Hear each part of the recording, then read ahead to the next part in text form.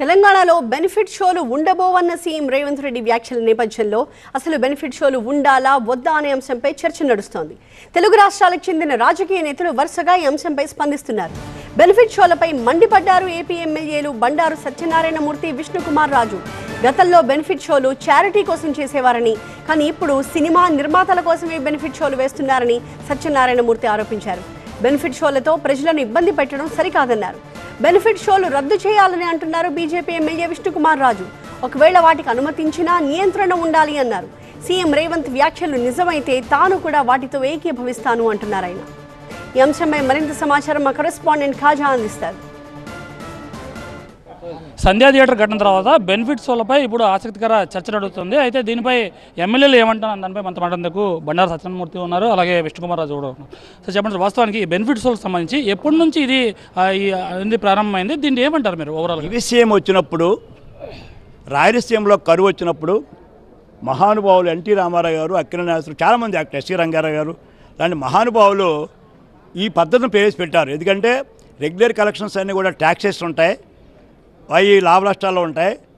Benefits మీరు మాకు permission ఇవ్వండి, ఈ వచ్చిన డబ్బుని దివిసీమకు ఉపయోగిస్తాం, లేకపోతే రాయలసీమ కరువు ఉపయోగిస్తాం, లేకపోతే మా సినిమా కార్మికుల జీవితాల కోసం ఉపయోగిస్తాం. ఇలాంటి అంటే ఏదైతే డిజాస్టర్స్ ఉన్నాయో దానికి ఉపయోగించడం కోసం ఇచ్చిన బెనిఫిట్స్.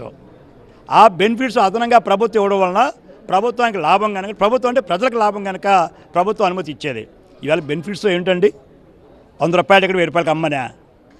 బెనిఫిట్స్ ఎవరికి బెనిఫిట్ అండి? 5,000 కోట్లు, 2,000 కోట్లు, 3,000 కోట్లు మీరు సంపాదించి నిర్మాత ఈ యాక్టర్లకు 300 కోట్లు, 400 కోట్లు ఇస్తుంటే అది బెనిఫిటా అడుగుతున్నాను. పోనీ మీరు బెనిఫిట్స్ వేశారు, నష్టపోయిన సినిమా నిర్మాతలకు ఏమైనా డబ్బు ఇచ్చారా అడుగుతున్న? సినిమా యాక్టర్లు, నిర్మాత మండలి అడుగుతున్నాను. చాలా సినిమాలు లేక ఆత్మహత్య చేసుకున్నారు కదా, వాళ్ళకేం సాయం చేశారు మీరు?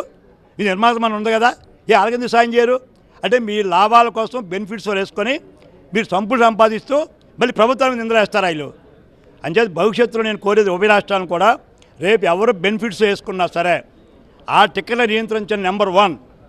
ఓ పక్కే టికెట్లు నియంత్రించే పరిస్థితి వస్తే బెనిఫిట్స్ నియంత్రణ లేదట, ఎంతగానో అమ్ముకోవచ్చట, ఆ డబ్బులు ఏమైనా చేసుకోవచ్చట, దాని అకౌంట్ ఉండదట.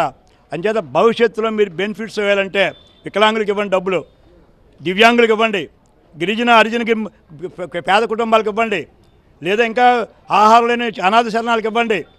అంతే తప్ప బెనిఫిట్స్ వల్ల కోట్ల రూపాయలు సంపాదించే బెనిఫిట్స్కి అనుమతి ఇవ్వద్దని ఒక సామాన్యుడిగా నేను చంద్రబాబు నాయుడు గారిని, రేవంత్ రెడ్డి గారిని, లేదా తమిళనాడు, కర్ణాటక ప్రభుత్వాన్ని కూడా నేను డిమాండ్ చేస్తున్నాను. ఈ బెనిఫిట్స్ అనేది మోసం, దగ.